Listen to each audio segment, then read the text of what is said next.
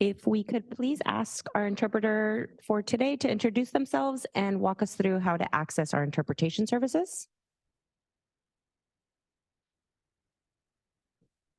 Yes, good morning.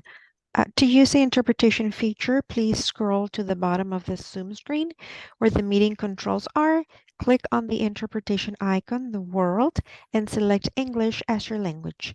If you're joining through the Zoom mobile app, cell phone, tablet, etc., please press the ellipsis, then interpretation, and then choose your language. Finally, click on mute original audio to not hear the original Spanish audio in the background. Headsets are available for interpretation. If you're in the meeting room, please check out a headset from the receptionist in the lobby. Para hacer uso de la interpretación, favor de desplazarse a la parte inferior de la pantalla de Zoom, donde aparecen los controles. Haga clic en el icono de interpretación, globo terráqueo, y seleccione Spanish, español. Si está utilizando la aplicación móvil de Zoom, celular, tableta, etc., presione los puntos suspensivos, luego interpretación y luego el idioma. Si no desea escuchar el audio original en inglés en el fondo, por favor seleccione Mute Original Audio, silenciar audio original. Contamos con auriculares disponibles para el servicio de interpretación. Si se encuentra en la sala de reunión, favor de pedir auriculares con la recepcionista en el vestíbulo. Gracias. Thank you. And before we go any further, I am excited to introduce our newest member to the Social Equity Working Group and our CBO network team. It's Escondido Education Compact. Today we have Cynthia, is it Nambo? I'm sorry if it's Cynthia Nambo joining us. Cynthia, do you want to share anything or introduce yourself? My name is Cynthia Nambo. I'm the manager of specialized youth services with Compact. And, we've been partnering before with SANDAG, so we're really excited to be a part of this group and to represent North County area and Escondido. Thank you. Welcome, Cynthia. And we are excited to have another North County organization as part of our group. Now, I'd like to take a moment to acknowledge the land that we call home. We acknowledge the harmony that existed between the land, nature, and its original peoples who have since endured displacement, persecution, and systemic oppression. We pay our respect to the unceded territory and homelands of the 18 tribal nations in our region, the most in any county in the United States. The land has nourished, healed, protected, and embraced them for many generations in a relationship of balance and harmony. As members of the SANDAG community, we acknowledge this legacy. We aspire to learn from Indigenous traditional knowledge and experiences and undoing injustices of the past. Now I'll review the meeting process for both working group members as well as members of the public who wish to participate. For working group members, as always, if you'd like to speak, just raise your hand. We'll call on you by name. I'll say this for Cynthia's benefit, but in front of you are the iPads. Today you'll find the agenda as well as the supporting materials by clicking on the arrow on the top left. Note that you can zoom in and out using the touchscreen. Clerk, can you provide a quick reminder on how public comments will work today? Yes, if you are a member of the public wishing to speak on any item on the agenda, if you're in person here in the room, please submit a speaker slip to me here at the clerk desk. If you're online, please raise your hand when the item is introduced, and we call on members of the public in person first, and then virtual members follow. Thank you. Thank you, Tessa. Do any members have any comments or questions on procedures before we continue? Thank you. We'll begin with item number 1, member and public comments. Clerk, are there any public comments for this item? Thank you. I have 2 public commenters. The first, the original draw. Please go ahead. Yeah, I just wanted to say that I think it's important, just like I said last time, that you guys, determine what equity means so that you can, do what you're put here to do. I feel like, the longer that we continue to go down the road without that being fully defined, which is weird that we have to, it's like defining a woman. What is that? Who knows these days? So, it needs to be something that if you're going to be having these meetings, that is determined, and it should be something that you guys yourselves are part of that process, because otherwise, if it's just given to you from the DEI sector or whatever, maybe that's not something that you fully agree with. It should have been something that when you're getting into this whole group to be doing this work, that you already knew that, and it was why you wanted to get into participating. But I feel like if we all have different ideas of what it is, right? Because it's so fluid these days with every definition, that, how would you know that all of you are doing it for those same reasons? And, once it gets determined what that is, are you all still going to feel like it's something that you are okay with and are feel comfortable with doing the work, knowing that the definition may not be something that you fully are on board with? But I think it's negligent to continue to do any work without that being determined. So it would behoove you to do that and not wait till like next year to do it. I mean, that should be something that was done before today, even if you guys have to, spend a little extra time to do it. Otherwise, this whole group and meetings are obsolete, because there's there's no definition of what you're actually set out to do. So that's it. Our final commenter, Blair Beekman, please go ahead. Hi, Blair Beekman. Thanks for the meeting today. You're going to be talking good issues. It's a good meeting process. Your last meeting in October seemed of real interest to myself that I need to better review. Thank you for your work that you do. In talking about issues of social equity, the concepts of technology, surveillance technology, I think is incredibly important. The city of San Diego just passed yesterday, or a few days ago, its smart streetlight contract to continue to promote or to continue to use smart and to advance its smart streetlight program. We have to be really clear with each other as a community and as ideas of equity. Exactly how much tech is being used in a city. We have to learn how those conversations can be open and honest, and we have to keep working to make it an open, accountable conversation. It's an important responsibility how we talk about the future of tech, and we really owe it to ourselves as a full community process to make the steps each time we talk about tech, that we're honest about it and open about it and clear, and to work towards that. And it takes a lot of effort from us. And that's the only way we're going to really develop ourselves as a society. We can't just rely on really pat answers in how to talk about our tech. It's important. For instance, San Diego, the violent crime levels, for the most part, have really gone down throughout California in the past few years, including in San Diego. Smart streetlight tech simply has had a lot to do with that, yet we keep denying how much tech is involved at this time. So we got to be honest with ourselves. And with the work, they've shut down the Bay Bridge in the Bay Area at this time, asking for ceasefire. If we work at tech accountability at this time, working towards ideas of peace in the local area, not war, and it gives great examples for Israel and Gaza to practice as well. Thank you. And that concludes the public comments. Thank you. Do any working group members have comments or questions, announcements on items not on today's agenda? Claire?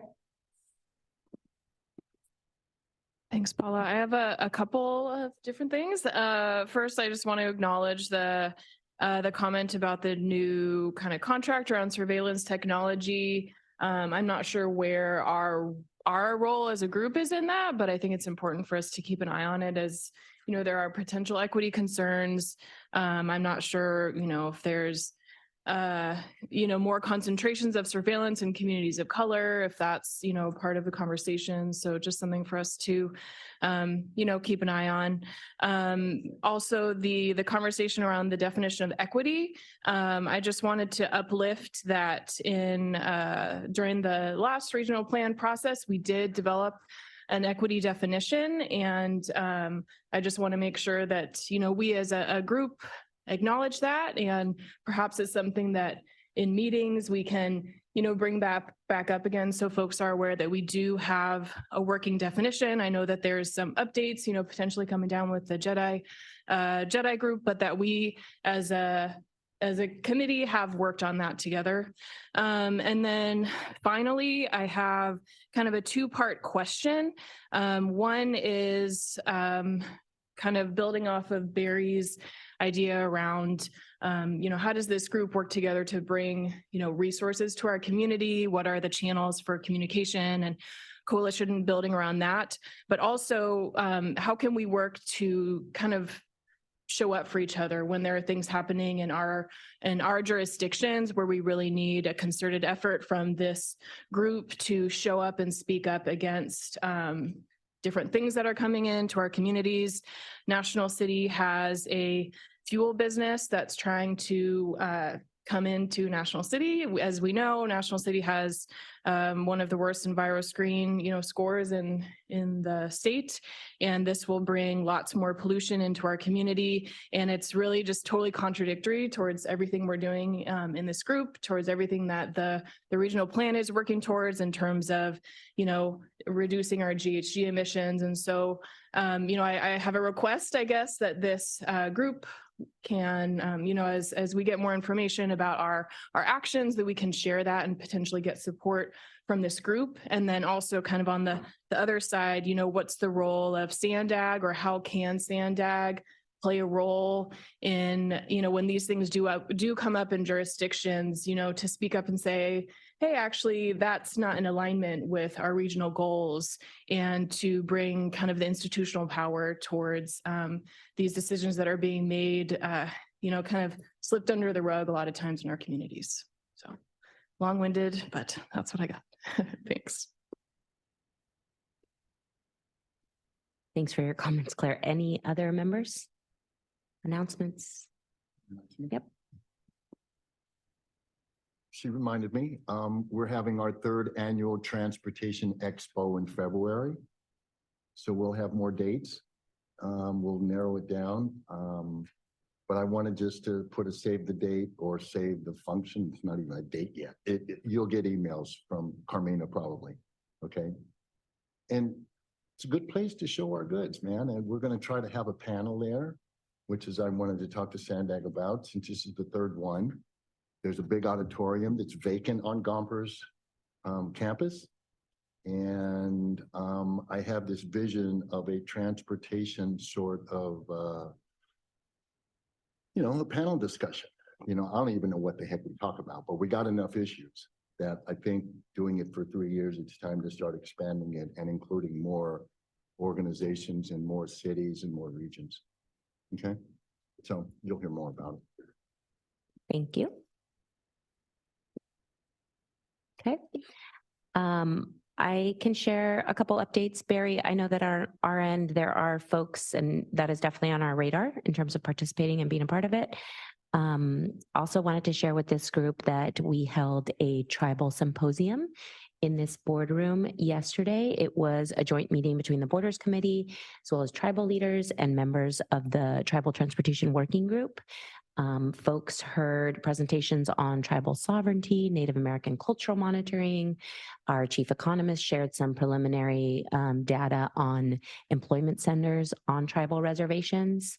And there was some information shared on funding opportunities. I know that the YouTube link is already up if anybody is interested in watching it. That happened and was exciting to see happen. And then also there were a few folks who weren't here last month, so I'll just repeat And thank you for your comments, especially around this and the reminders, Claire. The chair also had asked us to let's have this conversation about definition of equity. And we are wanting to make sure that that is included in the overall equity action plan that staff is working on here at SANDAG. Draft definition of equity is going to come to the CBO network meeting December 14th. Where that conversation can, continue. And then this group will hear that update and be able to, also have a conversation, because I know we've got some different folks in February, not January, because January is the joint working group meeting. I just wanted to share those two things. Yep. Are the tribes represented in this group? Should they not be? Should they be here? The social equity working group? I don't know. I literally don't know. It's just, I'm looking around the room. We just talked about, them having a meeting here yesterday. Maybe that's something we can look into. Yeah, there is a quarterly tribal transportation working group. So it's all tribal leaders who come together once a quarter, similar to how this group comes together once a month, but it is definitely something we can explore. Yeah. Just, that's all. Yep. Thank you. Other comments before we move on? Okay, thank you. Moving on to our next agenda item, approving the October 26th working group meeting minutes. Do working group members have any questions, comments about this item? Okay. Clerk, do we have any comments from the public? Thank you. We do. We have two public commenters. The original draw, please go ahead. Yes, so you had reports last time and there was, an anti-displacement strategy update. And unfortunately, the problem with, trying to not displace people and add all of this, new infrastructure so that everybody can be in a densely populated area still does displace people. And when, SANDAG itself is going and looking at property taxes of different properties to see the lowest ones so that they can go buy up the land and then build densely there, that displaces people. And then they talk about, wanting to come in and provide so many affordable homes in the process of doing it. But if you displace 100% of the people from that community that you just bought all the land up, because by either, forcing the prices to go up once, you put in all of this other infrastructure, we're not really doing anything to mitigate that. And it's sad because this whole plan for, climate equity and whatnot is doing a lot of displacement. It's robbing people of the money that they work very hard for, because in order to live this new way, it just costs so much more. And the 2025 plan, it's like, we're sitting here talking about, getting people out of their cars and everything like that. I'm actually listening to a CARB meeting right now, and they're talking about their incentive program to get everybody into either electric vehicles or walking and biking. But all of this infrastructure is toxic, not only to the environment, but to the people. And our energy grid cannot handle the amount of electricity that is going to be extracted using these charging stations. It's like a whole neighborhood's worth of electricity is being used for just a couple of those stations. And we can't even, have people use their AC in those cars at this point. Something needs to be done. Your time expired. Our final commenter, Blair Beekman, please go ahead. Hi, Blair Beekman. I just wanted to comment. Thank you for the meeting minutes of October 26th. That's on this agenda. Like I offered a public comment, it seems like a really interesting meeting that you had, that you talked about anti-displacement strategy update and digital equity strategy action plan ideas and regional plan updates as well. Yeah, I would very much like to review this, the concepts of digital equity and tech accountability. I'm from the Bay Area, and I used to like to say these things work well together, hand in hand. But I'm going to learn down here in San Diego that tech accountability simply has to be an important part in the future of digital equity, and that's all. And good luck in how to understand that concept and add it to the importance of digital equity and the needs of it. And thanks a lot for your October 26th meeting. That concludes the public comments. Thank you, Clerk. As a reminder, you don't have to have been present in order to vote on the meeting minutes. So may I please have a motion to approve the minutes from October 26th? Thank you, I'll move Barry. to approve. Do I have a second? I'll Thank- second. Thank you. We have a motion by Barry and a second by Belen. All those in favor, please raise your hand. Oh, I'm so sorry. A second by Angela. I thought it was Belen.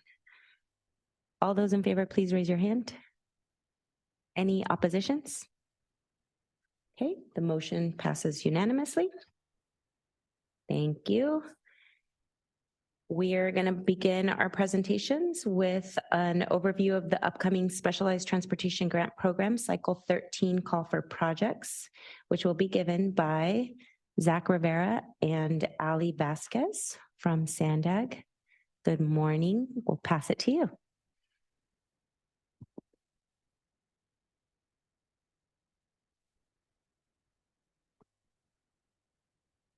Good morning, everyone.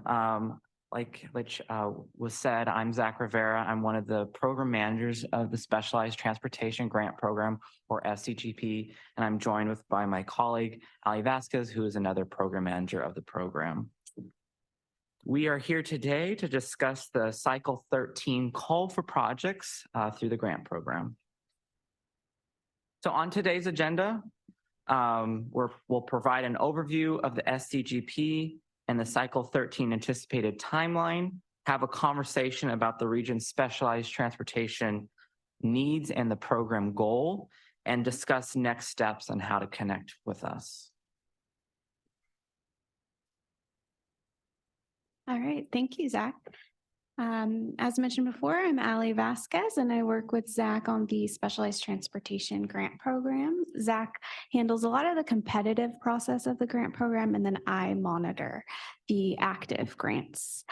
So before we begin, by a show of hands, how many of you here today are familiar with our grant program already?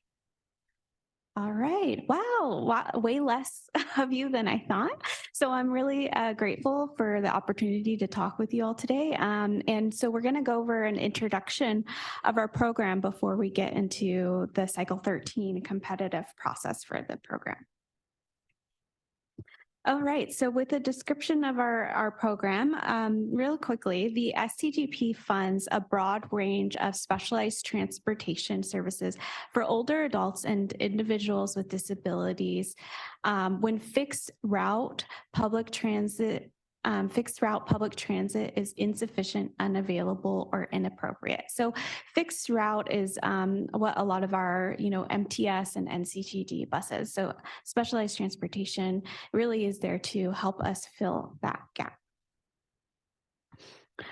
And where does our funding come from? So through the SCGP, we provide funding through the Federal Transit Administration Section 5310 program and the Transnet Senior Mini Grant Program. So Transnet, that's our half-cent sales tax that we have at SANDAG.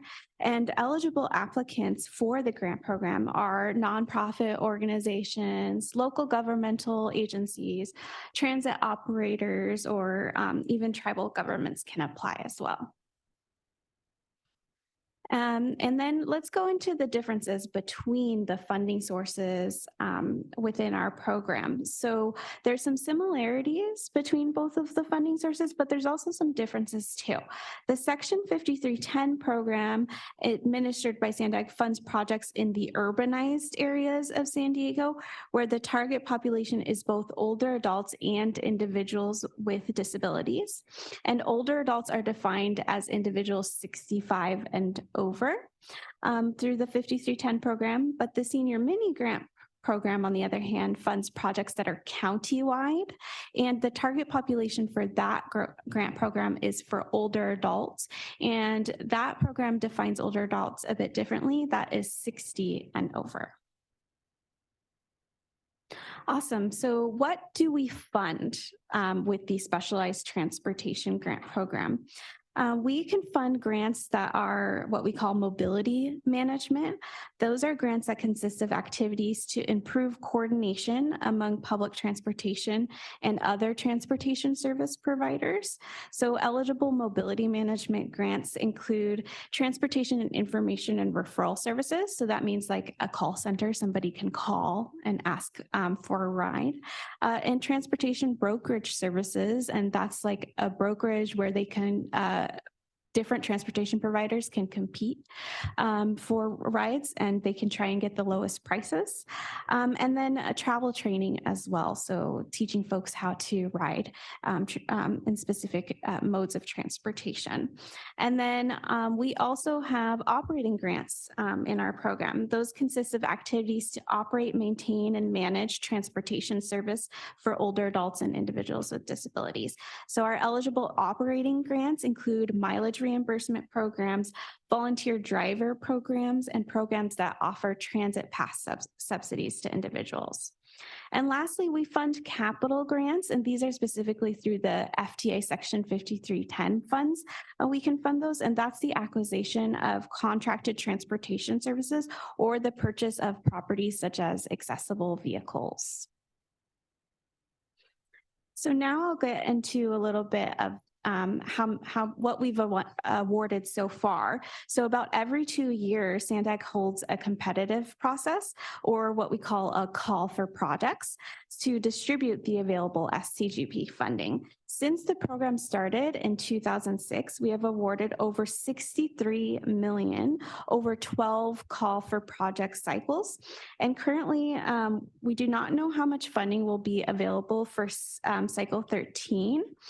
But right now, we think that the estimate will be 6.4 million of Section 5310 and 2.8 million for the senior mini grant, or 9.2 million total. So the forecasted increase is due to the bipartisan infrastructure law, which bolstered the Section 5310 funding. So now I'll go ahead and pass the mic to Zach to go over Cycle 13 specifics. Wonderful. So let's now talk about what could be in store for us over the next 11 or so months. In early October, SANDAG hosted a Cycle 13 kickoff meeting and gathered valuable feedback from stakeholders. The recording, presentation, Q&A, summary of feedback heard are all posted on our webpage. So we encourage you to check out those resources. That brings us to today, which is one of many conversations we'll be having with stakeholder groups through the end of the year on the region's specialized transportation needs. In January, staff expects to present a summary of what was heard to the Independent Taxpayer Oversight Committee, or ITOC, as well as the Transportation Committee, or TC. Then in February, staff plans to hold a Cycle 13 workshop to specifically focus on the project selection criteria used to score proposed projects. Staff plans to engage stakeholder groups like the Social Equity Working Group in the March to June timeframe, and then go to the ITOC and then TC on the project selection criteria thereafter. If approved, staff plans to release the Cycle 13 call for projects on July 1st, 2024, opening a 90-day application period. So the takeaway here with all the deadlines that I mentioned and the milestones is that this will be an iterative process with sufficient time to receive meaningful stakeholder input. If we let's now zero in on the region's specialized transportation needs and the program goal.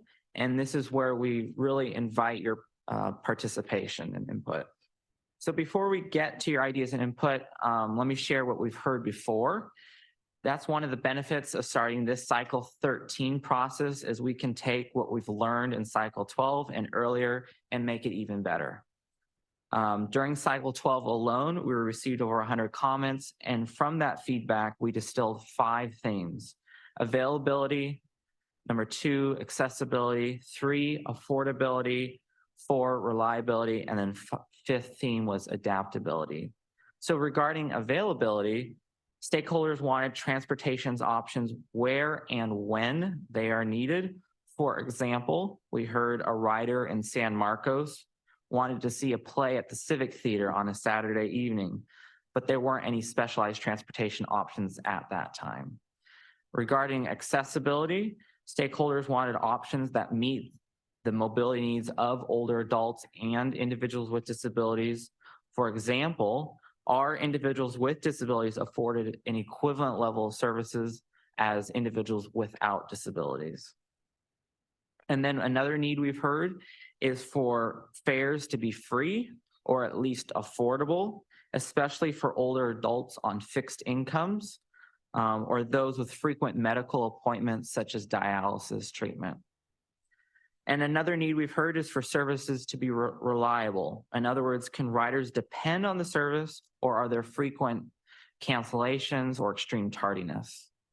And then last but not least is reliability or adaptability. This theme speaks to a service's flexibility. For example, is it on demand? Can riders be spontaneous in requesting and receiving service? So let me share our current SDGP program goal, which is on the screen, and I quote, to improve mobility for older adults and individuals with disabilities by delivering effective, equitable, environmentally responsible, and coordinated transportation, specialized transportation solutions in our region. So with all this in mind, I'm interested in hearing your thoughts and ideas on these two questions. What are the biggest or most pressing needs for older adults and individuals with disabilities to get around the region? And number two, what, if anything, should be changed to improve the program goal? So at this point, I invite your participation, your thoughts, any and all feedback.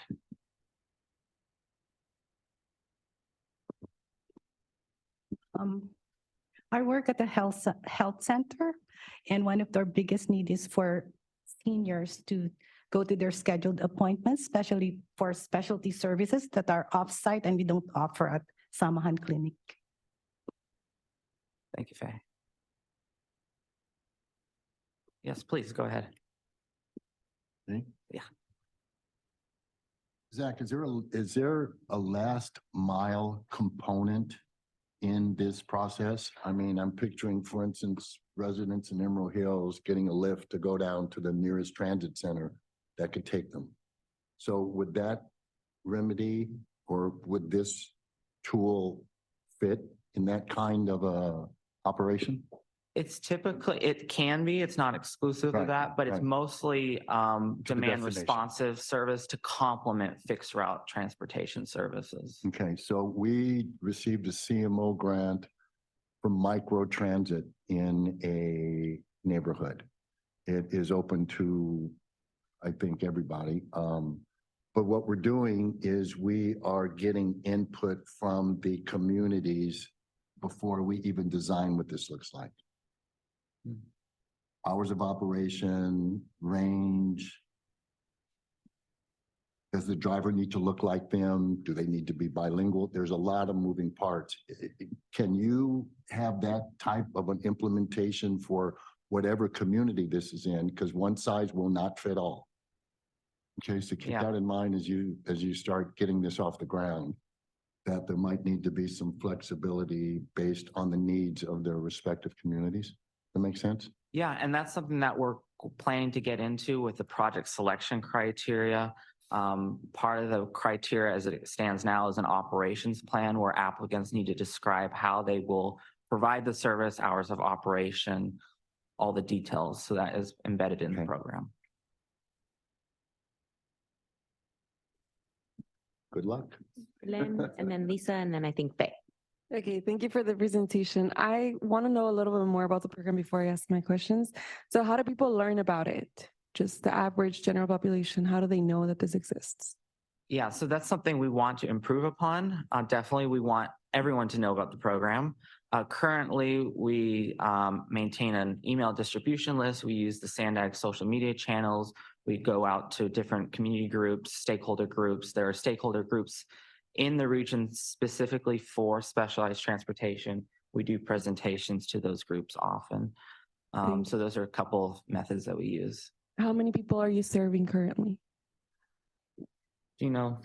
I'm not sure I know off the top of my head. Right now, we currently don't get a lot of performance measures on the people served. We get a lot of trips, performance measures on trips. I can tell you how many trips.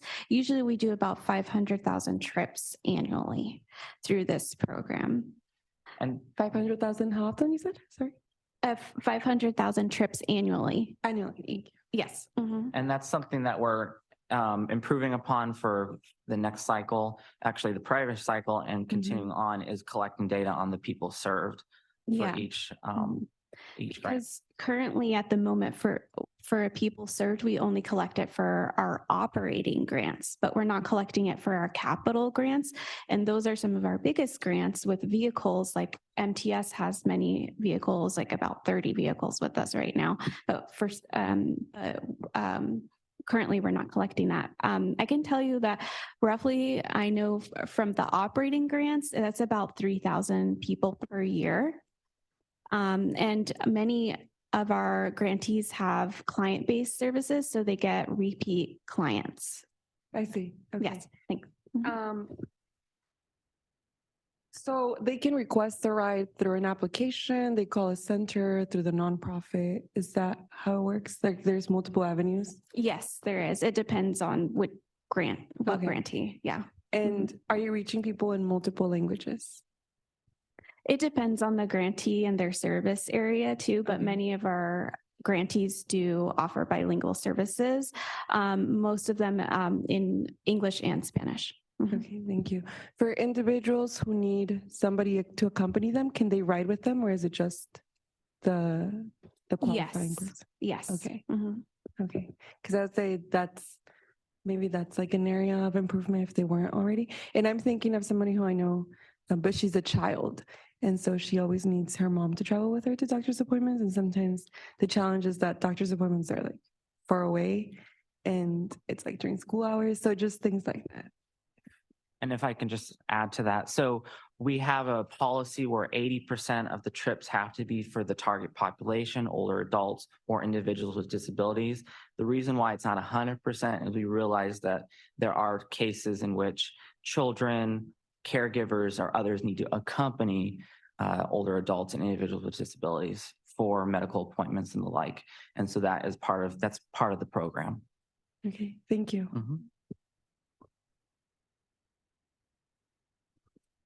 I would just like to comment on the grant requirements itself. I think the reason why we had some issues with the grant was because number one, it was very costly. There's a matching, especially for the capital grant. There's a matching fund that was difficult to raise. And then number two, the operating grant is separate from the capital grant. When I presented it to the board and the executive team, I had presented both, but we were not funded for operating grants. So when we examined everything, it was very costly because to maintain and sustain the vehicle itself is very expensive. And we were thinking that at least there will be some money to help support the driver because that's operating cost plus the app, the app to track the movement of the vehicle. But that's also expensive. So if you get the capital grant, but you don't have the operating grant, then it's very costly. So I think we would just like to raise that issue to the planning team if there is somehow we can combine both when we apply so that because we're nonprofits, we rely heavily on donations,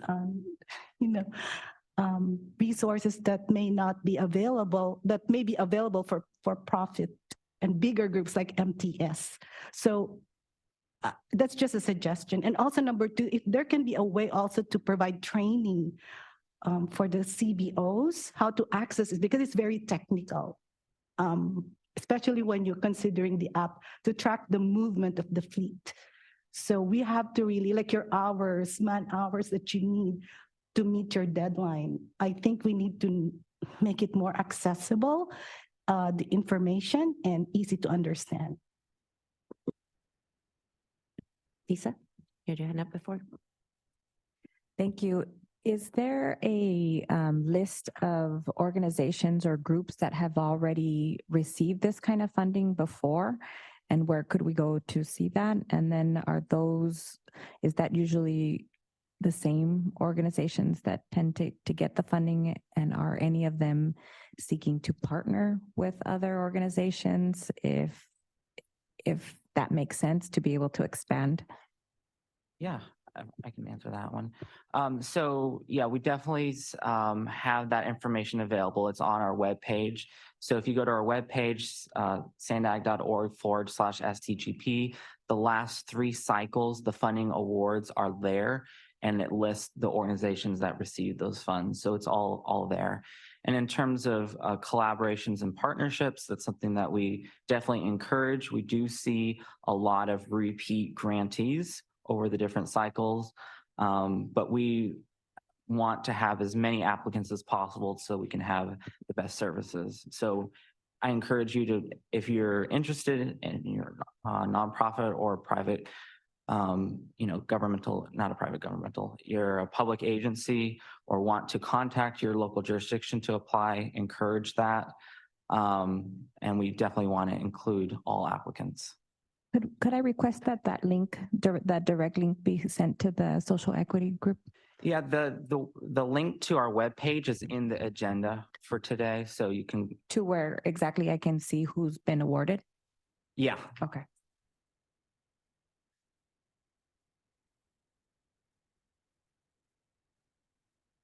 Kathy and then Erica, or Carol, sorry.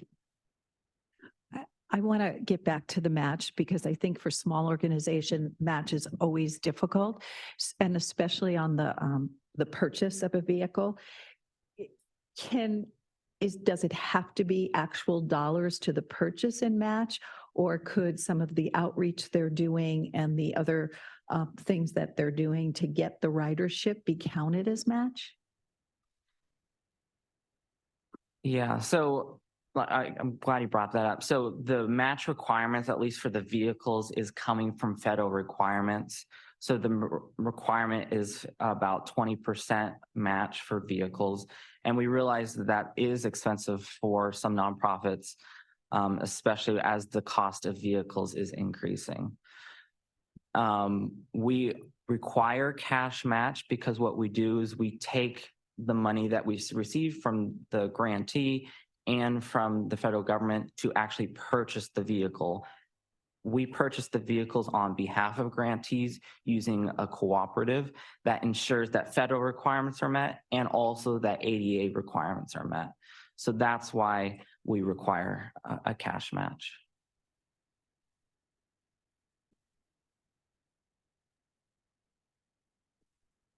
Thank you for this presentation. I know this grant has helped a lot of people in the past. I spent last year working with the county to develop a curriculum on older adult transportation and how to access it. And so I met with, we've done it in Arabic, Pashto, Spanish, and English last year. So I heard from a lot of seniors and had a lot of experience that I didn't have before. Because I was always saying, oh yeah, there's access and there's FACT and there's all this great on-the-go program now through the county. But until I started working with seniors and trying to access those services, it's almost impossible. They get frustrated, they hang up, they don't want to deal with it any longer. On the go, it doesn't have translation services. Access and FACT take 3 to 4 weeks to get approved after you've been screened. They require a lot of documentation that they don't always want to upload and send. So it's very difficult for seniors to access a lot of these programs. And then with the volunteer programs, they say a lot of times the volunteer cancels at the last minute, and then they're stuck without any kind of transportation. So it is not an easy road for an older adult to navigate using transportation options. So I don't know if there's just a way to improve language barriers, especially because of the fact that our Arabic, Pashto, Dari, Farsi population cannot access, and I'm sure a lot of the other populations we have in San Diego County aren't able to access transportation because of the language barriers. I was really excited when the On the Go program came out from the county, but there is no translation services at all for that program. So just making sure that it's accessible for everyone in a timely manner, that it doesn't take forever to get approved. And then even with access, in fact, they are told oftentimes that there aren't enough bus drivers right now, so that there isn't the services available. And I know we have shortages there as well too, so.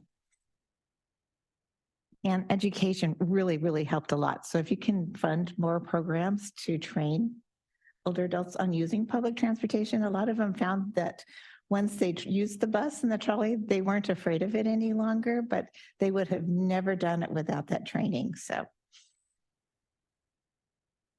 Thank you. Appreciate it. Thank you, Kathy and Carol. Any other comments from our group? Elaine? Thank you. I started and then I was thinking about so many things I didn't quite land. So for outreach, have you ever worked with the schools to reach the students with disabilities and their caregivers? Not that I'm aware, no. Okay, so perhaps that's one avenue to expand reach. And have you ever worked with the SCRC, the center? I think it's called the San Diego Regional Center with people who have developmental disabilities. They are aware of the program. A lot of the grantees get funding through this San Diego Regional Center, so they definitely are aware. Okay, because based on my experience, that's one person that people who are qualified for the programs have continuous contact. So then that's one way they can learn about the program and kind of make it easier for them to access. She was saying if there's a lot of steps, like a lot of paperwork, perhaps they can help with that paperwork so that people can actually enroll and use the service. And then is MTS currently receiving funding through this? Yes. Yes. Okay. Have they implemented anything? Is the discounted senior fares coming from this money at all? No, it's not. Right now, they just have a few capital grants with us for accessible vehicles. Okay. Is any other nonprofit providing or any other, anybody else who got grant money providing free fares for seniors?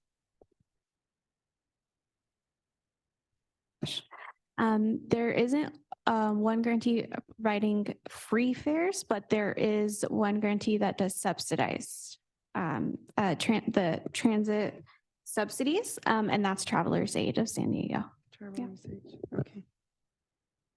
But an application submitted to this grant could be used for that? Yes, for transit subsidies, yes. Thank you.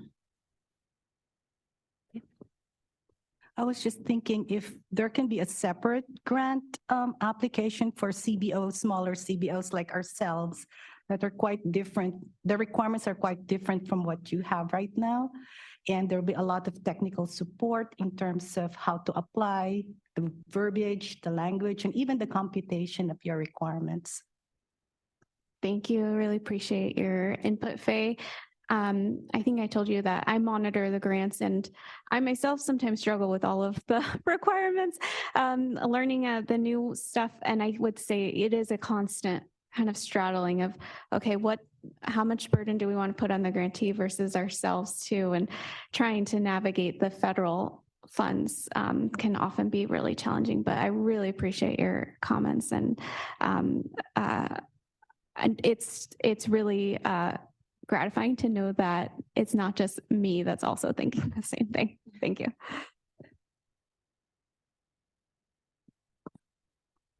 At some point, I would love to see your evaluation about who's using this, people, right?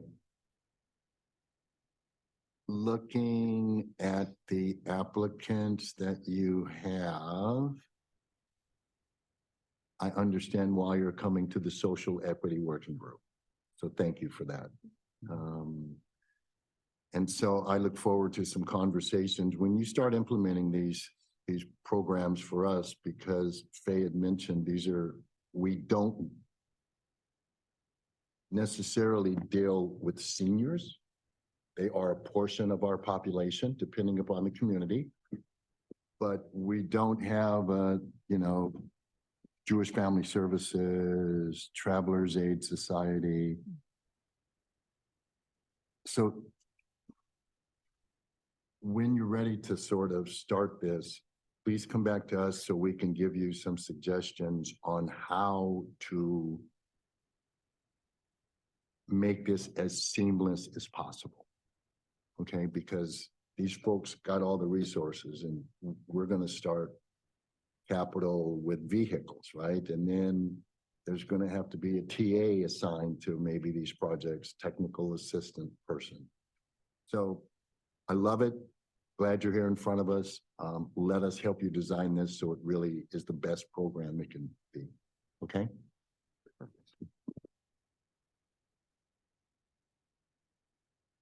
Great. So actually that maybe ties in perfectly with our next slide. Well, I think someone Oh, had did one. you have? Yep, Sorry comment. about that. So is there any limitations on once the person is, let's say they're able to navigate and get a ride, on what the driver is allowed to help them with? So for example, I know that I've heard from some of the seniors, like, that'd be great if I had a ride, but I need help getting out of my home, or I have a bag and I'm in a wheelchair and I can't do it. So are there any rules around those types of limitations?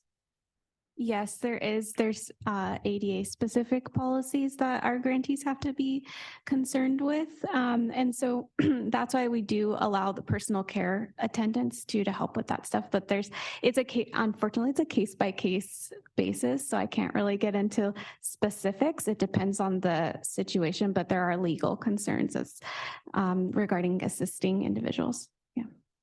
Okay. And I might add too that some of our grantees do provide door-through-door services. Others provide door-to-door services. Okay, so it just depends on the situation in that case. Mm-hmm. Is that also dependent on the area of San Diego? No, not so much the area. It's the service. Just the provider. Yeah. Mm-hmm. Okay, thank you. There. Thank you for this presentation and this work. It's really important. I just have a couple of questions. Is this also providing funding to jurisdictions? Yes, we can fund jurisdictions. Okay, awesome. I'm thinking about in National City, we have the Frank. Or Frank, or whatever you want to call him. And it doesn't, Olivewood is outside of the parameter. And so we have, community members, staff members who are not able to actually get to our facility from public transit without traveling, walking or whatever, at least half a mile. And so if it would be within the realm of this grant to kind of extend the service area, potentially. Yeah. So for the Section 5310 program, it's urbanized areas of San Diego, National City would qualify. For the senior mini grant program, it's any place within the county. So applicants have the choice of describing their project service area. It could be the jurisdiction. It can be even beyond the jurisdictional bounds. All is welcome. Okay, super. Thank you. Yep. Thank you. I love that you're thinking about combining it with flexible fees, because I think sometimes people think of our program as so separate from our other regional projects, but really it should be complementing. Yeah. We're here for a coordinated transportation system. So thank you for that. Yeah, thanks.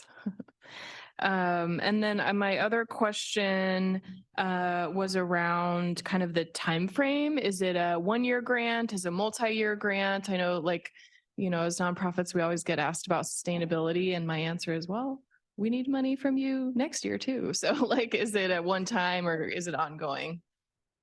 Yes, so the operating and mobility management grants are typically 2 years long.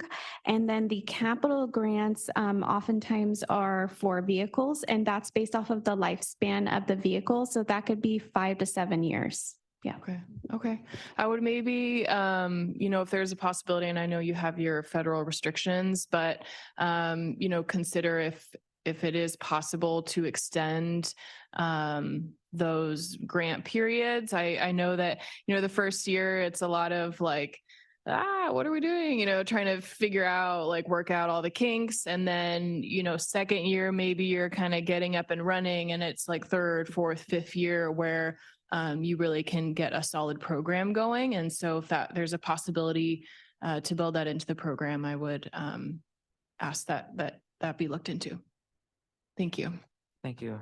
Yeah, just a lot of the timing in terms of the cycles, the length of cycles is dictated by the federal requirements. So we have to expend the federal funds within a certain period of time. And that's usually why we have the 2-year period. But if those change, or if there's somewhere we can extend the cycles, that's something we definitely want to explore. Any other comments from our members? Okay, I think you have another slide, right? Yeah. So alluding to what Barry was talking about, in terms of next steps, we plan to dedicate the next several months to gathering valuable input as we refine the project selection criteria and the program goal. Pending board approval of the project selection criteria, we anticipate releasing the Cycle 13 call for projects on July 1st, 2024. And before that, we will be coming back to you to talk about the project selection criteria. And pending the board approval, we'll have the opening of the call for projects, opening a 90-day application window.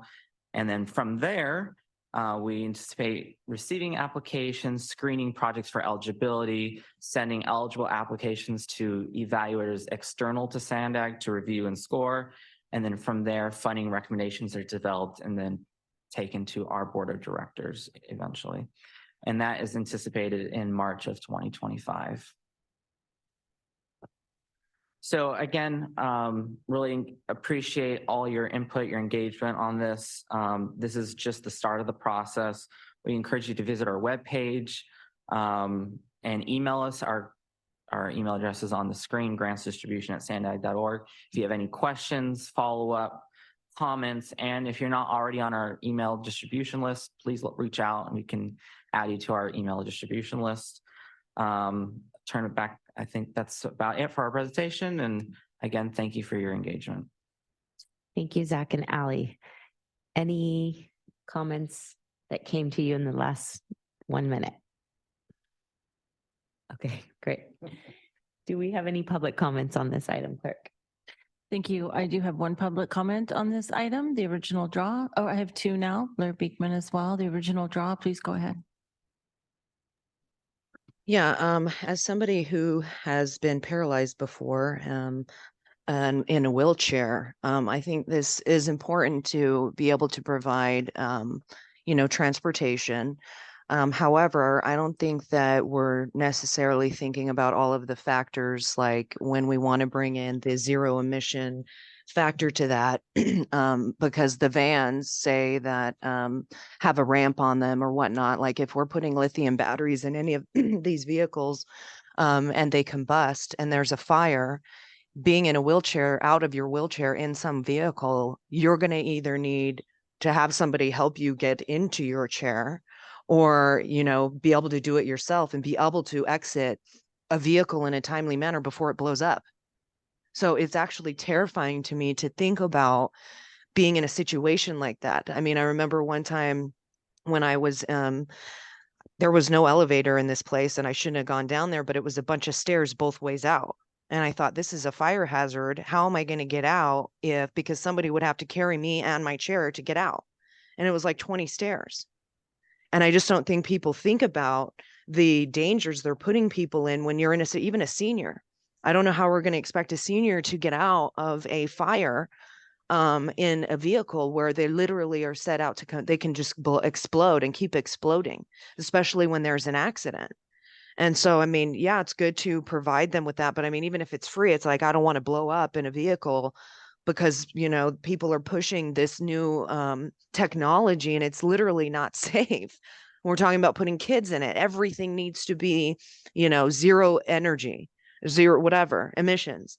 And, that is literally setting us up for a fire that we will never be able to put out. If these things can burn underwater, it terrifies me to think about somebody disabled being in something like that and basically burning alive.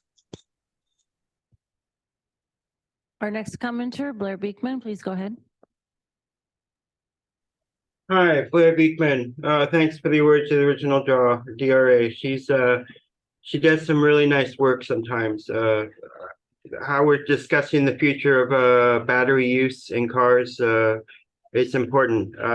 In the Bay Area where I work often, where I'm from initially, their mass transit agency of the South Bay, VTA, they're starting to really question the use of battery use, and maybe it's hydrogen fuel cells that may be a future that they're starting to move into a direction towards because of the danger that batteries seem to be posing that was spoken about. So yeah, and San Diego City is talking about the concept of its dangers more. So good luck that we're starting to address the issue more openly now. Thank you. And the work of DRA, she does a lot of that effort. So thank you. For myself, you also talked about a lot of funding issues for ride sharing programs and senior ride sharing programs. Really important stuff right now, what you're trying to work out here in San Diego. Good luck in your efforts how to do that. I don't know exactly what that can be. I know in the Bay Area, in the VTA, they're becoming involved in a whole Bay Area program of free ride service, some sort of transit pass throughout the Bay Area that can be a free card, basically. I don't know if that is a part of this ride sharing funding process that you're talking about here. It's something to note, and ride sharing is just an important component to the future of SDMTS, I think. And the concepts of, I think what can be more buses going on a route at one time creates the ideas of rapidity and, gets people to places more conveniently. They know they can catch a bus. So ride sharing, good luck and to consider transportation ideas like this. Thank you. That concludes the public comments. Thank you. Thanks. We'll move on to item number 4. Zach Brott and Ashley Wiley from SANDAG are going to share an update on the Youth Opportunity Pass and the Transit Fare Discount Study with us. Good morning, Ashley and Zach. Good morning. Thank you, Paula. As Paula mentioned, my name is Zach. I'm here with Ashley today, and we're going to be talking about some of our transit programs here at SANDAG. I'll be starting with a discussion, an update on the Youth Opportunity Pass that you all know a lot about. And then Ashley will talk about what we're doing with some more transit fare discounts and our programs for looking at that into the future. As I said, here's the agenda. First with Youth Opportunity Pass, as you all, I'm sure, are well aware, the Youth Opportunity Pass was launched as part of SANDAG's commitment to equity and as an early action item of the 2021 regional plan, launched with partners including schools, many of the CBOs who are here on this group, and other equity stakeholders. And it was funded mostly by SANDAG with contributions from the County of San Diego, and those funds are used to support MTS and NCTD in their operations. We launched the program about a year and a half ago in May of 2022. And as of 2 weeks ago, with a budget amendment passed at the SANDAG Board of Directors, the program is now funded through June of 2026. So we're really excited to be providing this service and continuing to provide the service for the youth of our region. Over the past year and a half, we've distributed more than 40,000 free youth Pronto cards with the help of all of you on the CBO groups, MTS and NCTD. And there are now over 150,000 total youth Pronto accounts active. So that's over 150,000 youth who have set up to ride transit at some point in the past 2 years. And we see the results with this in real time. This is some of our youth ridership increases since the program began. You see that first kind of grayed out one, that was before the program launched, and that orange line across is that baseline. And every month since the program has launched, we've seen higher ridership among youth since starting the program.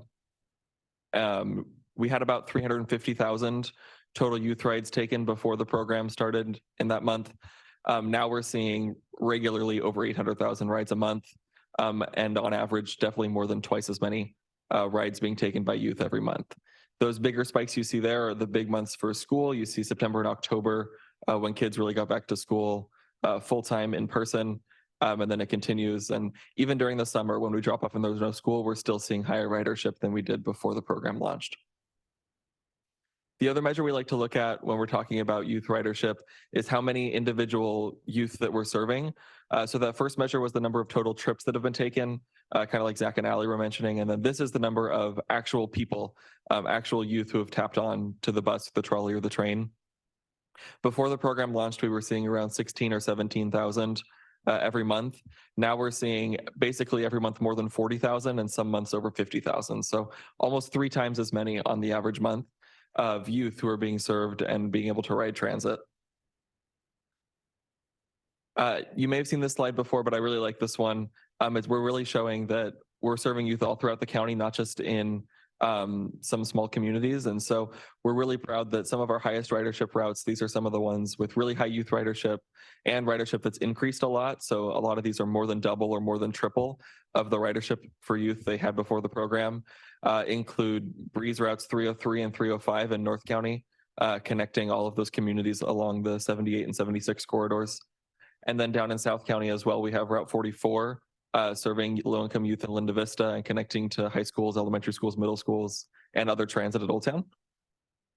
Rapid 215, which connects youth in City Heights and the college area with North Park, downtown, San Diego State, lots of high schools and other attractions. And Route 709, which is in Chula Vista, serving youth throughout that community, connecting to community college, lots of high schools and other schools, as well as a connection to the trolley. So as part of our program, we conducted a study, and many of you participated in this, the development of the study. But through this study, we identified 5 major themes from youth who completed our surveys and participated in our focus groups. The first was that the pass has helped them save money. It really helps families with paying their bills and having money available that they don't have to spend on transportation. The second is that it reduces stress and worry for youth. They don't have to, worry about the money, like I mentioned, or worrying about being to school on time. They have a reliable ride that they know they can take. The third is it helps balance family responsibilities. We know that a lot of youth in our region are really active in their family life and help with taking care of siblings or older adults in their family. And so this really helps with that provision and responsibilities for youth who are helping with those things in their family by providing them transportation to get where they need to go or to help their siblings get to school on time and things like that. The fourth is just that it's helps kids get more places and do more things, which we're really excited about. We talk a lot about the ability to get to school on time, which is obviously really important, but we also want to make sure that we're providing opportunities like the program is called. And so it's helped people participate in more extracurricular activities, go explore different parts of the region with their friends. And so we're really excited about that.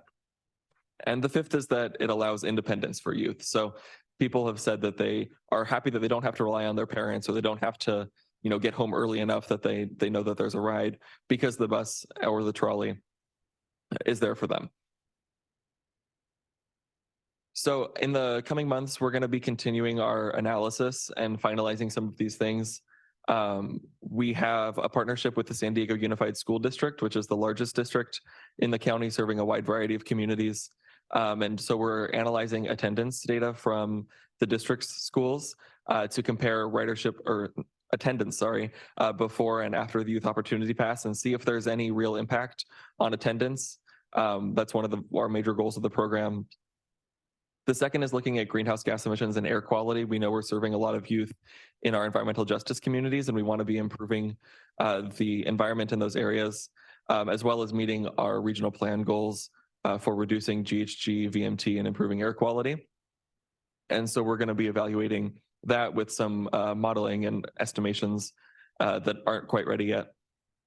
And then finally, we're going to be evaluating more on the fiscal impacts of the program and how we can continue providing it into the future. And for more information on those fiscal impacts and what we're looking at for future transit fare programs, I will hand it over to Ashley. Oh, thank you, Zach, and good morning. Today, we're going to discuss the transit fare discount study. We're going to go over some of the goals, potential programs that we're looking at, and then also engagement opportunities. So the goal of this study is to really research the potential benefits and impacts to free or discounted fare policy programs. We also want to understand what the community wants and what their needs are. And then we're also going to be looking at trade-offs. So trade-offs is a huge part of this. As we all know, we have limited funding and it's been really hard to just fund YOP. If we wanted to bring other programs, we need to understand those trade-offs. And we also want to look at greenhouse gas emissions and making it easier. As Zach mentioned, YOP has created a lot of opportunities for youth. We want to look and see if there's other opportunities for different groups of people as well.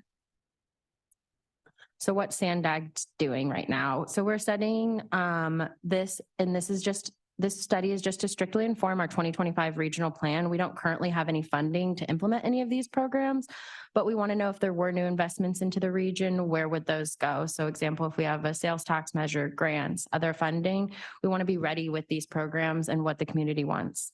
We kicked off this project with a peer review of what other transit agencies are doing around the country, as well as we've been meeting with California agencies to discuss their youth programs and what we're doing and seeing their successes and challenges. And then we've also been working very closely with our transit operators, MTS and NCTD, to understand the costs of their operations and their impacts and what fare programs and the feasibility of how this would work with their agencies. So some of the potential programs we're looking at are continuing YOP indefinitely and seeing how we can expand that. As we just had an additional 2 years, we would like to continue that. We know that expanding the YOP program to 24 and under is a really big push for people, so we're looking at that as well. We're also looking at free or discounted programs for all low-income people, no matter the age. And then we're also looking at specific groups. So we know we have the senior pass, but maybe expanding that discounted program, as well as looking at for all students of any age, as well as any program. It doesn't specify to universities or community colleges. It could be trade programs, nursing programs, anything like that, as well as we've heard a lot about veterans. So we included that.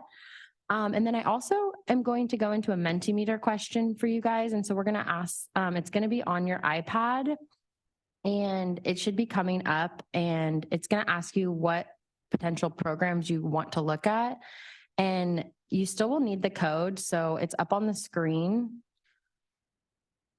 And let me know if you guys all got it, or if we're having any issues, we can help out.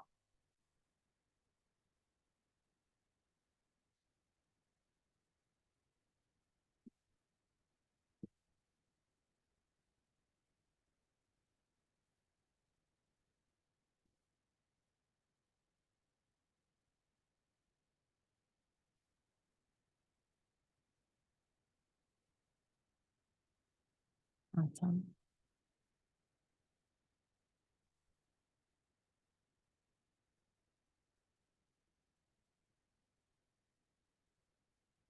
And then we can move to the question. So we're going to look at which type of discounted programs would most help your community. So you're just going to rate these, 1 being most helpful and 6 being least.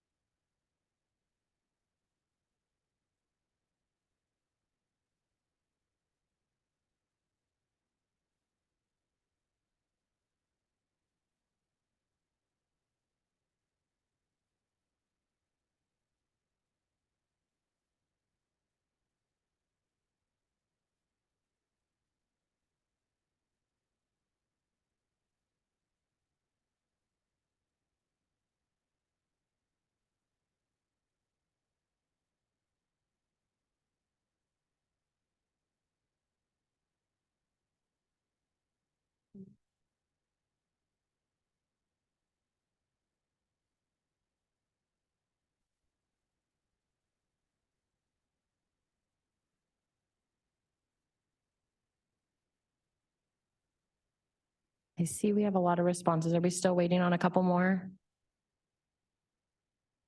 Okay, awesome. Thank you. So it looks like our first option is transit passes for all low-income riders and then continuing YOP. That's awesome. And then we're gonna go back to the slides and then we'll come back with one more Mentimeter question after this next slide. Okay, so this is where we talk about trade-offs. So as you all see that we really want passes for low income as well as YOP, but we know the funding is limited. So we are looking at the trade-offs that those come with. And so keeping transit, the frequency, the hours of operation, and then the amenities that come with it, whether there's benches, shade structures, security, or expanding services to new areas. We're going to weigh all these options. So this is why we're asking for your feedback, and then understanding also what the community wants and understanding how those play into our study, and then what benefits those have in each of those. So we'll flip now into our next Mentimeter question that talks about trade-offs. So we're going to prioritize. We're going to give you, I think it's like 100 points. We're doing this game with the community where they get 100 fake dollars and they're going to be funding transit. So we'll go back to our second Mentimeter question, and you guys have 100 points to spend on transit. And what are your guys' top priority? If those are the programs or the specific transit trade-offs.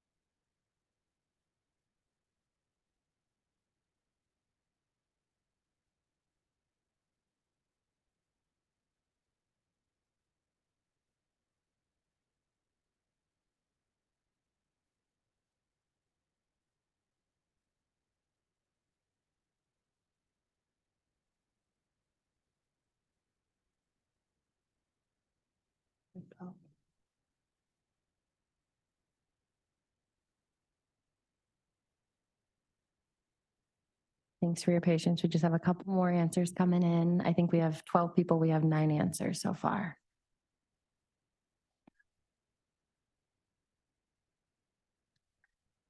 And I'm enjoying watching all of these change up and down the percent. So thank you guys for participating.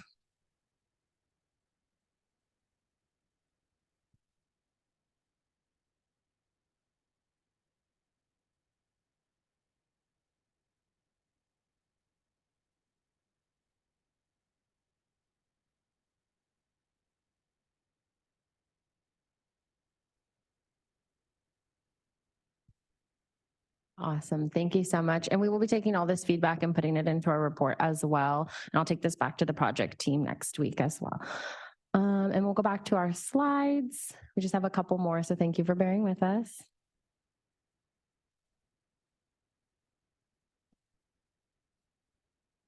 Okay, so now I'm going to talk a little bit about the outreach. We actually just kicked off our outreach activities yesterday morning with Carol at the El Cajon Collaborative. And so we were at the resource fair, and so we'll be attending another one this week. And I'll have Paula send out a list of all of our community outreach events that we will be going to for the next month or so. And we've been partnering with a few of the CBOs. They're actually, they've helped us review materials as well as the activities that you just participated in. And so we're really excited that we just launched yesterday. And we also are having an online survey that people can participate either online, in person at our events, or do a mail-in. It is available in 7 different languages. So we're hoping that a lot of people can participate, and there's no barriers to that. As well as you can always email the project team or email myself, and our emails will be at the end. And then this fall, we're just continuing our research with our project team. We're gathering that public input that I just talked about. And then in early next year, 2024, we'll be wrapping up this study with all of the research and engagement. And we'll be putting this in a plan to inform our 2025 regional plan. So we're going to be giving this to the regional plan team and letting them put in some of these options for these policy programs into the 2025 regional plan. And we will be looking at new investments for the future. So we're hoping by 2030 or farther that we could have these programs really be solidified. And with that, we can answer any questions, and then our emails are on there as well. Okay, let's start with Faye. I just would like to comment on your analysis, the factors that you'd like to analyze using the data here. I think healthcare or health issues should also be considered, health and wellness of students, because you just said education and admission, but I think health and wellness should also be included. Yeah, and I'd also like to share with you that during one of our meetings, it's a nationwide meeting on social determinants of health. Transportation was an issue. We sort of like promoted SANDAG's, this program, and they were so impressed. The participants were so impressed that we're offering free ride to our youth. So I just want to share that with you. Thank you. Yep. Well, thank you for attending yesterday. I'm sorry I didn't have much time to come over and say hello. I just wanted to share that while I was doing the senior transportation trainings, we ran into, I think on 3 separate occasions, where there were 60 to 80 youth in the trolley with us. And we were talking to some of the teachers, and the charter schools are now using it for field trips. So they were sharing how much they appreciated having the opportunity to take their classes on field trips now that they couldn't afford before because they would have to charter buses. And so now that they can use the trolley, one of the classes was actually just going to San Diego State University to do a college tour. So, it also is encouraging students to attend colleges as well too. So I think there's a lot of benefits to the YOP that you haven't even touched on yet. So thank you. Thank you. We'll go Claire and then Lisa. Thank you for the presentation. Congratulations. It's really exciting to see that really big increase in ridership. I was thinking along the same lines of Carol in terms of kind of creative uses of the program. And I don't know about any sort of feasibility of this, but I'm curious, if what sort of impact there might be on students using the school buses, and if there is any opportunity, in terms of funding down the line to partner with schools. They pay for buses and it's a huge part of their budget. Is there an opportunity, if students are able to use it and get to schools and all of that, to collaborate with school districts to fund this type of program? Yeah, so we've actually talked with mostly San Diego Unified so far, some of their board members and staff about that kind of issue. A lot of schools used to provide school bus service, but don't anymore, or have significantly pared it back because of funding challenges. There's potentially some opportunity for the funding that they typically use for their school bus transportation to be more flexible than it is currently, and potentially could be supportive of a youth opportunity pass type program. I do know that to yours and to Carol's point, for example, that MTS has partnered with the Preuss School, which is a charter school up by UC San Diego, serving a lot of low-income youth in City Heights and southeastern San Diego, I believe, to provide additional trolley service. They use the Blue Line trolley because they don't have the funding for school bus service anymore. And now that there's Youth Opportunity Pass and the Midcoast Trolley Extension, they have additional trolley service, an extra trolley that runs south after their school gets out, to connect the kids back to their homes. And so that's something that, we're seeing a lot of kids riding the trolley for that case to get to school when it's farther away. And then it's also a potential opportunity for us to continue deepening our partnerships with the school districts. Barry, then Jesse, then Belen. Can you go back to slide 6, or maybe it's 7? I want to look at the rapid routes. So go back, that's probably not it. I was looking for, yeah, keep populating those. These are just 5 of these have really high youth ridership overall. So they're serving several hundred or more youth every day. And they've increased by a lot since the program started. So a lot of them have seen increases of more than double. I think all of these have been more than double since the program started. Okay. Oh, you know, and you guys really do a wonderful job with equity, trust me. Compared to all the rest of the agencies in this city and county, you guys are like head and shoulders above them. But again, I got to ask the question, is there any, I know that there's a conversation about a 625 rapid line here. Is that catered? Do we have access to any of these rapid services if I were a student at Lincoln High School? Yeah, so when I was doing all these analyses, I know that there's I think 2 or 3 bus routes that directly serve Lincoln. Can't remember the numbers off the top of my head, but they also popped up as higher for these ridership numbers as well. It just wasn't one of the 5 that I ended up highlighting here. Okay. But yes, and Rapid 625 would, I don't know if it would directly serve Lincoln, but it would be close by through Southeastern It's San Diego. within 2 blocks of it, so Yeah. it's good enough. When is that gonna? That depends. That's a different project that we're working on right now that I think that you and some others have been involved on, Barry, and we're looking for funding to continue the design of it right now. I know, and funding is always something that we hear all the time, but that gets tiring. So, you know, I hear you. I'm going to encourage you to be more motivated to prioritize Route 625. Yeah, it's currently, we have funding that was in the budget amendment from 2 weeks ago that I mentioned. So that will be going starting next summer for us to continue that. And then we've also put in some grant applications for a significantly more amount of funding for that route, which would complement all of these services. It just continuously sounds like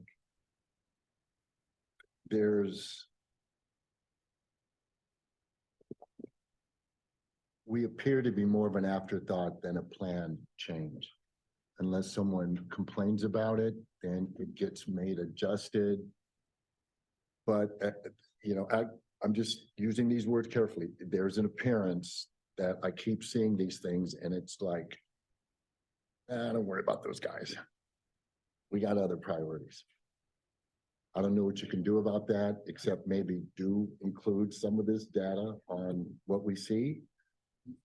But I see it too. I live a block from Euclid and Imperial. I'm on the front lines, guys. So I'm telling you, I understand. And yet on the other hand, I constantly observe this. Improvements. I know what's happening in SANDAG. I sort of wait and see. I know what's happening in MTS. I see. And there seems to be this lack of appropriate sense of urgency. So I'm going to just let that percolate for a bit. Okay. Thank you. Lisa, my apologies. I skipped you again. Lisa, and then we'll go to No worries. Wanted to flag in a good way of because what the potential can have of creating a much more robust culture of riding public transportation, the correlation of is that going to be translating into more adults in the region using public transportation, who then will be buying and their monthly Pronto card, right? And that if we can kind of be tracking those correlations, it would motivate SANDAG and the region to keep investing in the youth opportunity passes, because it will just create this circular thing that helps to feed the whole system.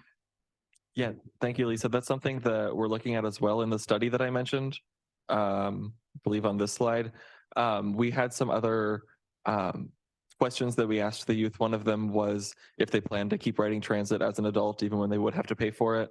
Around 80% of the youth said yes, they would. So I'm hoping that pans out. I guess we'll have to wait and see. And around 30 or 40% of the youth who took our survey said that the Youth Opportunity Pass was the first time they had been riding transit.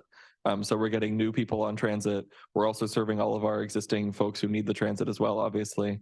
And we're hoping that it translates into more riders in the future. Jesse.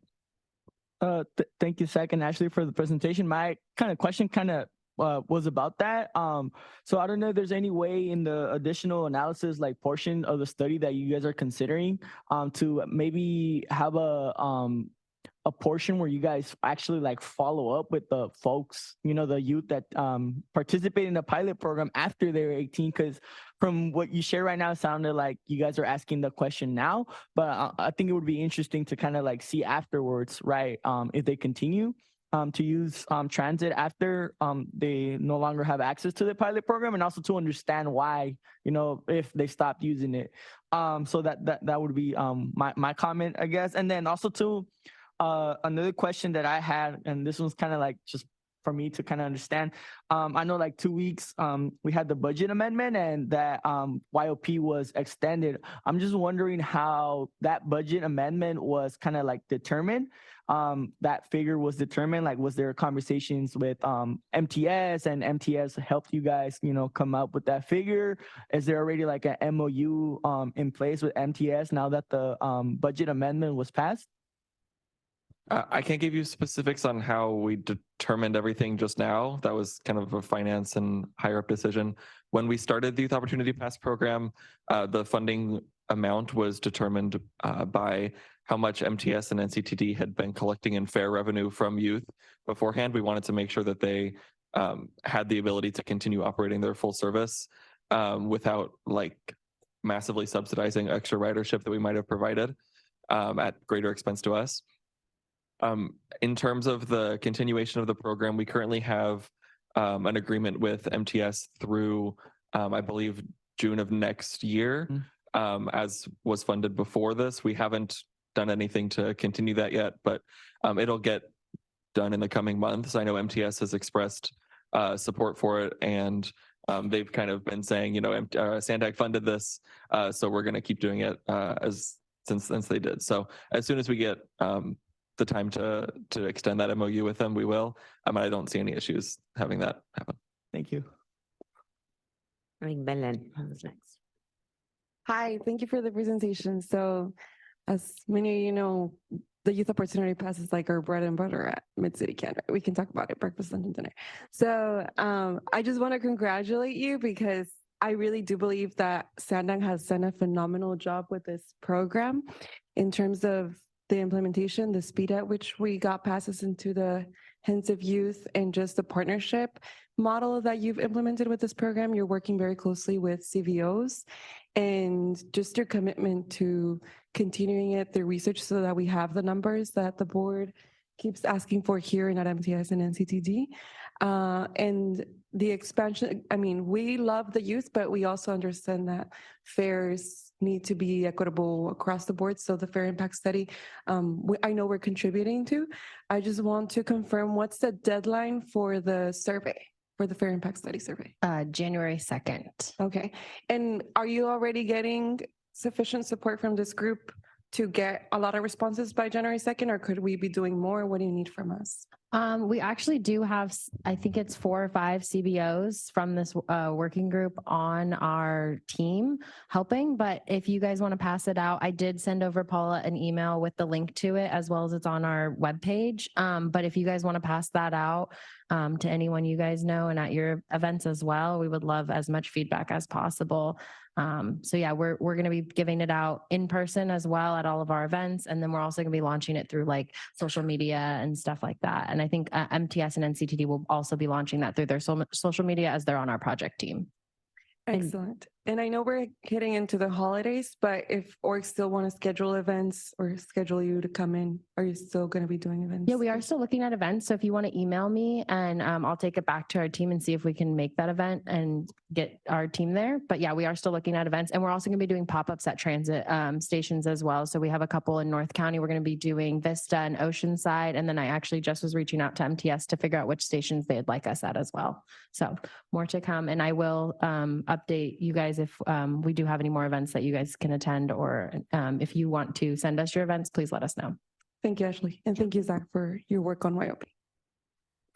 It's my understanding, I'll just share and then we'll go to Kim, that our public affairs team is putting together like a little bit of an e-toolkit with that survey and some other information that we're going to share out with all of our CBOs so that you can share it out with your folks. So thank you for bringing that up. I'm doing a horrible job of keeping track. I'm so sorry.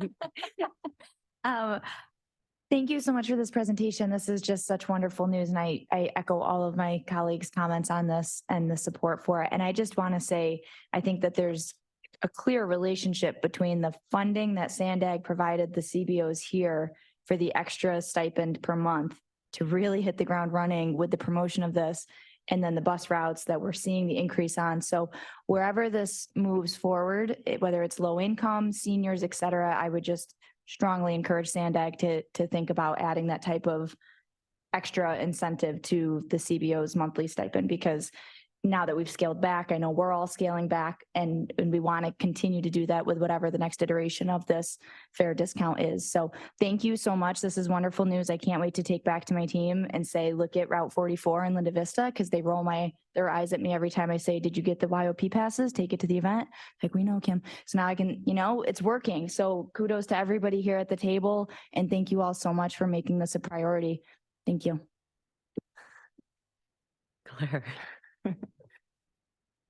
I just had another kind of thought about the kind of the study, the impact study, thinking about, parents and caregivers who are now not having to worry about getting their kids to school. And, if there's an opportunity cost potentially to, maybe having fewer hours at work to get your kids to school. And now maybe folks are able to, increase their, expendable income and things like that. And so I wonder if that can also be a part of it, is like, as a result of having this free program, what are families now putting back into our San Diego economy because they have this disposable income.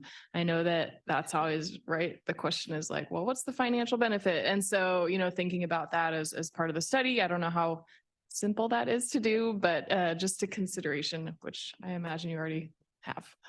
Yeah, the study is basically complete. We're just kind of validating the data right now. And we do have some good responses. There were some open-ended questions that youth and their families could answer.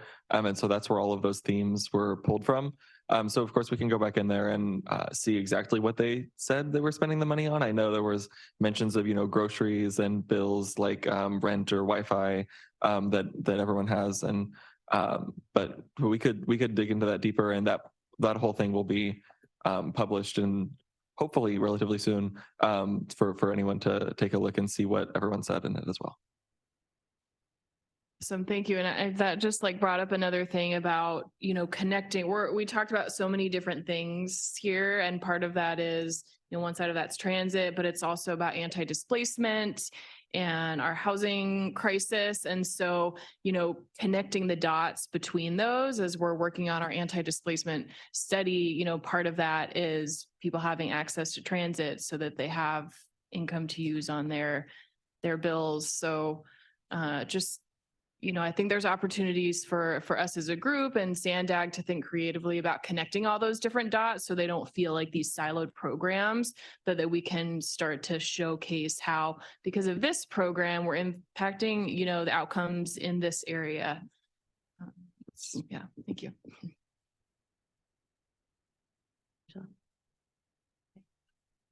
Hi. First off, I just want to echo a lot of my colleagues, but thank you for your presentation and thank you for having this program. Since the program launched, I've worked in 2 different school districts in 2 different regions of San Diego, and I've never had a negative comment about it. It's helped so many families, from the attendance issues, working with some of our homeless families that might be going to schools in different regions, and obviously a whole nother issue with the safe parking, but maybe are having to go other places to sleep.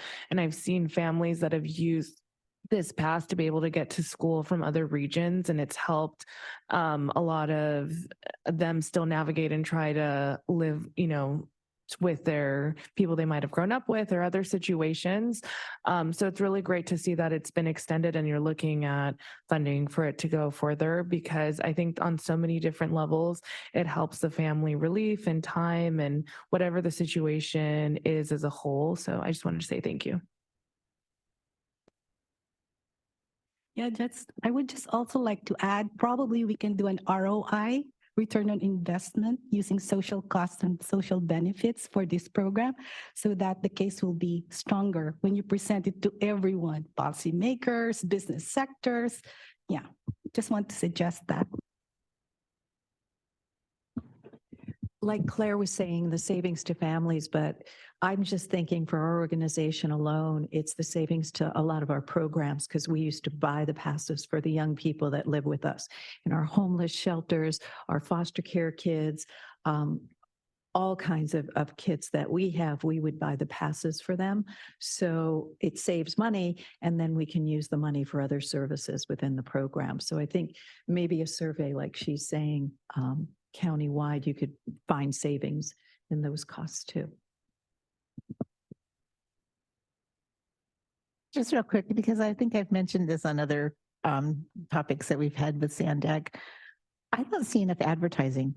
Why don't we have billboards, you know, touting the success of the story now that you're, you know, going to extend it again, so that people see them visually going up and down the freeway or whatever. So promotion is a really big thing. So outreach really helps, but also if you just do some promotion of the program, now that we know how successful it is. Yeah, that's great. We had a little bit of promotion when it first started. We had pamphlets on every bus and trolley, as well as obviously all the outreach that all of you helped us with. I think the only thing holding us back from those bigger kind of things, billboards and stuff, so I'm pretty sure those are pretty expensive. And we're trying to use the funding as best as we can to actually provide the transit service. I've got some, you know, fun ideas of what I would love to do to promote it, but I know that our PIO would probably shut me down as soon as they heard and decided what the cost would be. So, but thank you. Yeah. We'll let them know that we are pushing that. You know, and that's why we're here is if you've got issues that you want to do, bring them in front of us and you probably got some supporters. They ain't going to tell us no as quickly as they'll tell you. Any other comments? Cynthia. Oh, I'm still on.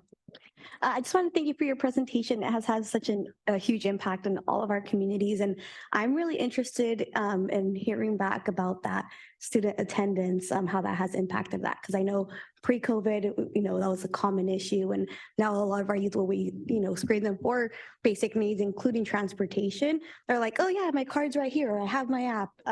So it's really exciting to see. I look forward to that.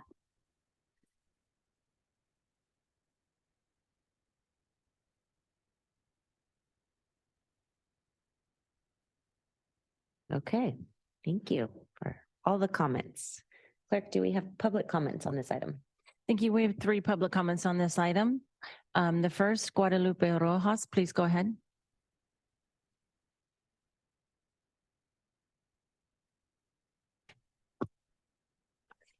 Good morning, everyone. My name is Guadalupe Rojas, and I am a community advocate with Mid-City CAN. On behalf of the community members that Mid-City CAN works with, I would like to say thank you for continuing to prioritize YOP, as well as making the extension of the program possible, and obviously for putting together this information. Just yesterday, I was tabling at an event in San Diego High School, and almost every youth that I talked to said that they use YOP. And it was really nice seeing them smile after letting them know that the deadline was extended until 2026. So obviously that's something that I will continue to work on. And just wanted to say that working directly with youth, I've seen the value that they have for this program that has enabled them to do more extracurricular activities and get involved in their community. As part of a community-based organization, I am looking forward to collecting public input for the transit fare discount program, since Mid-City CAN serves a transit-dependent community who would benefit from this study. We are aware of the concerns that they have regarding public transit and what they would like to see. Many of the priorities listed were brought up by our community members during the 2025 regional plan, and it makes me happy to know that their ideas are taken into consideration. Thank you all for your time. Our next commenter, the original draw, will be followed by the final commenter, Blair Beekman. The original draw, please go ahead. Yeah, so I mean, obviously we want kids to go to school. It's pretty sad that they do not have funding for school buses. But, you know, there's not really any security or, you know, lighting like you're talking about. I mean, they want it to be appearing as though people are safe. but they don't really, they're more having like enforcement agents and different things on transit right now. And I just think that when they are allowing, the people that are invading the border who are claiming to seek asylum, ride transit for free, that also puts children in danger, especially when they're concerned about, terrorists crossing the border and nobody's being checked.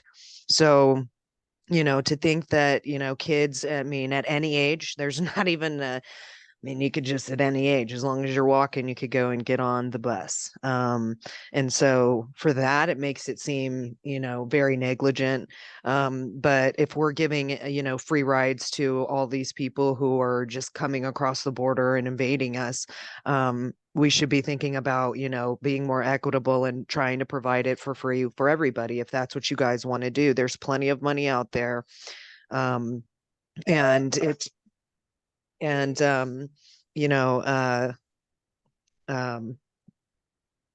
sorry, that just and dang it, now I just lost my train of thought. But and why would kids at one point, if you're going to give it to them for free, why would they necessarily want to pay later on?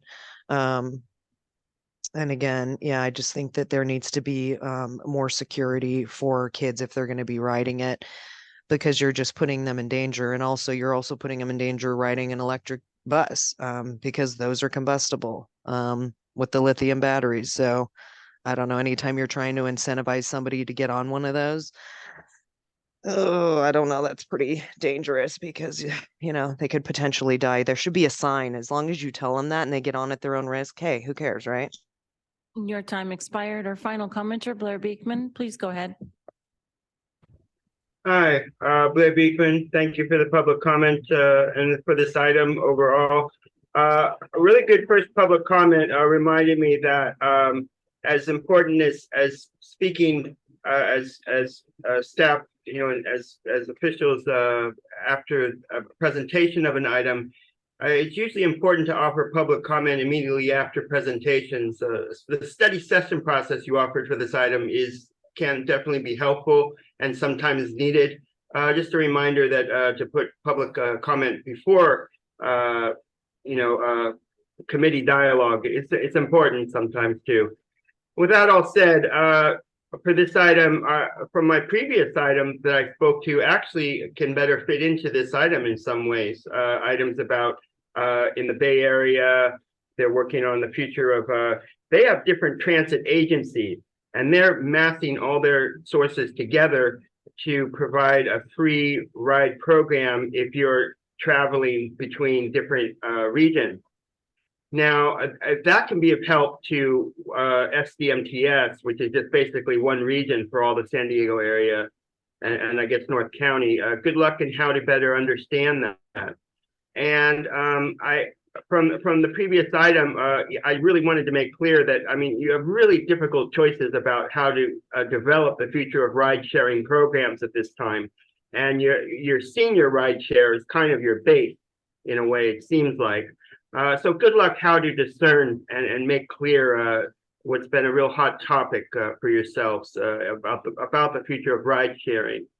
And again, with this item, just a good luck in the work you're doing. You have a really good youth program that you're talking about here. Free ride service in the future can be a really good, important concept. Good luck in how you can develop it. And I've mentioned in the South Bay Area how they're working too. So good luck in your efforts. Thank you. And that concludes the public comments. Thank you, Tessa.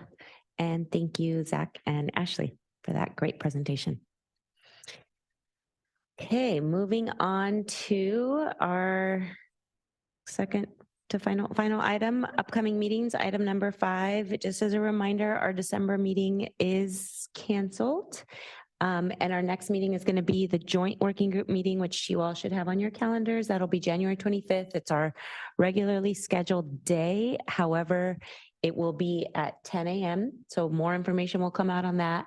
And then moving into 2024, we'll see you again in February, and our time will stay at 9:30 a.m. The January 25th working group meeting will be at the Central Library again. Yep, that's right. Before we adjourn, we can open it up to any members for final comments. I keep hearing about how dangerous, and this is just for us, right? I mean, other people are going to hear it. I'm going to share something with the National Highway Traffic and Safety Administration regarding lithium-ion batteries. The propensity and severity of fires and explosions from lithium battery systems are anticipated to be somewhat comparable or perhaps slightly less than those for gasoline and diesel vehicular fuels. So we have a lot of information that comes across, and I just got to stress the importance of accuracy with the information, because sometimes people don't look it up and they'll dance with that belief. So I just wanted to share that with you, that when we have these kind of things, that just because people say it, don't make it true. So that's all I had. Thanks, Barry. Anyone else? Okay. Thank you. As always, we will adjourn this meeting at 11:22, 8 minutes early.